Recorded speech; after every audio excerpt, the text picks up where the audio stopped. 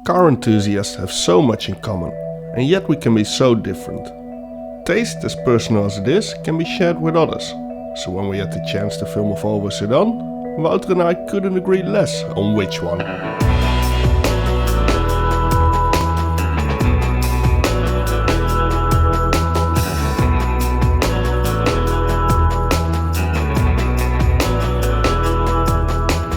This is a Volvo S60 T5 and it shows how far Volvo has come throughout the years.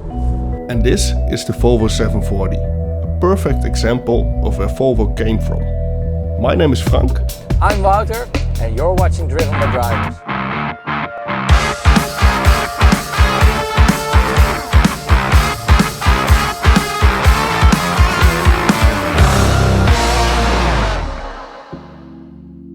Volvo, a brand that is easily forgotten, yet has been so present in all segments. Take the 850 dominating the British Touring Car Championship, or the S80L transporting the Dutch royal family for years. Volvo is everywhere, yet when someone asks me for a fast sedan, Volvo is not the first brand that comes to my mind. For me, when thinking about Volvo, it's either the F8 Globetrotter XXL or the super reliable but boring cars like the 740 Frank is driving today. Obviously there's the T5, the R, and nowadays we have the Polestar, but yeah, I don't really think of those cars when talking about sports sedans. A lot of people saw the S60 as the successor of the S70. Even though they were a lot less square and were actually a bit smaller. Volvo dropping their square designs couldn't have been a better decision though, because between 2000 and 2009 Volvo produced over 500,000 S60s, with a facelift model starting from 2004. The S60 I'm driving today was built in 2002, which means it's the pre-facelift model. And it's not just a regular S60, now it's the T5. Under the bonnet there's this very iconic, super strong and reliable 5-cylinder engine. The 2.3 liter turbo engine originally produced 250 brake horsepower on the front wheels. Mind yourself, that's on LPG. And to be honest, it feels pretty solid.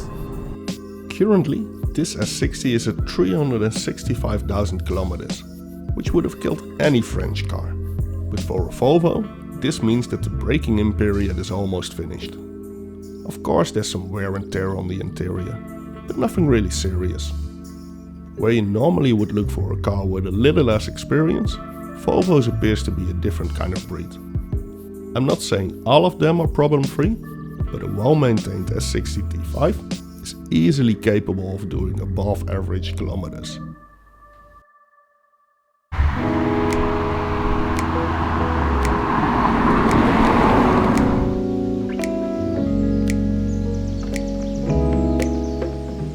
Even though the S60 T5 is already magnificent from the factory, there is always room for improvement. But first of all, there's a catless 3-inch downpipe in combination with a 2.5-inch Farida catback system. And of course, there's this BSR OptiFlow kit, which makes this epic sound. That's nice. To complete these modifications, the software has been modified as well. Power figures? 310 brake horsepower and a lot of torque. It should be a little around 400 Newton-meters. And these are only minor modifications. Depending on your budget, there's an awful lot more you can get out of a stock engine. However, with great power comes great responsibility. Volvos are known for their safety, and the S60 was not an exception. The S60 scored 4 out of 5 stars for the Driver Euro NCAP safety test, which is absolutely amazing for a car this age. But somehow Volvo managed to overlook something on their new design. Because in this new design, Volvo only scored 2 stars for hitting pedestrians. Luckily, there are ways to solve this. To make things a little safer, the owner replaced the stock brakes with the Volvo XC90 V8 big brake kit. 3 36mm brakes on the front with massive calipers. And to make sure these brakes fit, there are these 19-inch Pegasus wheels. I had no clue what they were, but apparently there are the S60 replica wheels, but not just in 17-inch, no, in 19-inch. Looks nice, brakes hard, I approve. And on the inside, it's not that bad either. We have climate control with air conditioning, we have cruise control, we have heated seats, which are also electrical adjustable, with 3 memory functions. We have this automatic dimming mirror, which is not working, but still a cool option. And there are a lot of basic options, which we almost take for granted. That is until you drive the 740. Electric windows, central locking, digital cluster, a decent sound system. You don't get most of that on these old bricks like the 700 series, or at least not as standard. Volvo has come a long way, and I am pleased to say I as well was happily surprised with how far this S60 came from the older models like the 740. I hate to say it, but I have to agree with Frank here. From a brick to this is a giant step forward. I mean, looking at the exterior, I like the bricks, but I don't know, this just works better for me.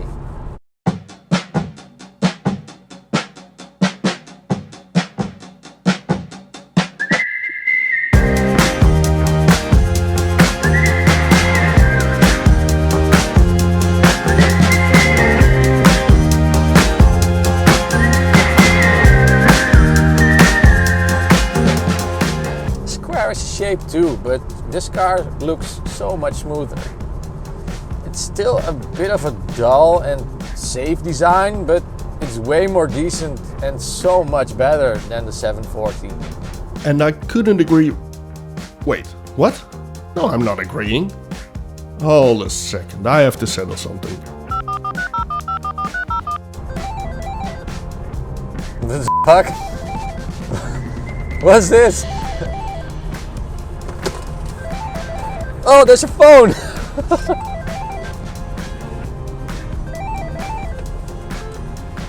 Hello? Dude, what are you talking about? The 740 is way cooler. No, Frank, it's not. This is so much more developed and more sophisticated. Yeah, but you're missing the purity. I mean, I like the S60, but it's not possibly as good as this 740. You know what?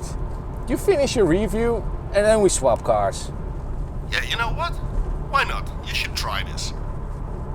Yeah.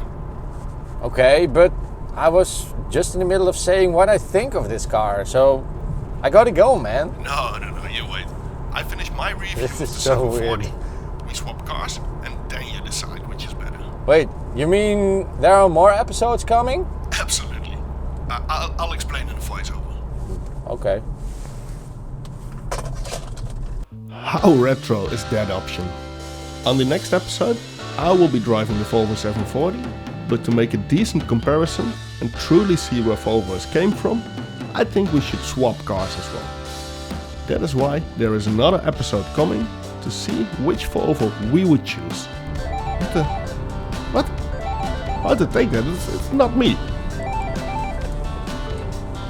Hello? I don't know who you are. I don't know what you want. I will look for you. I will find you. And I will kill you.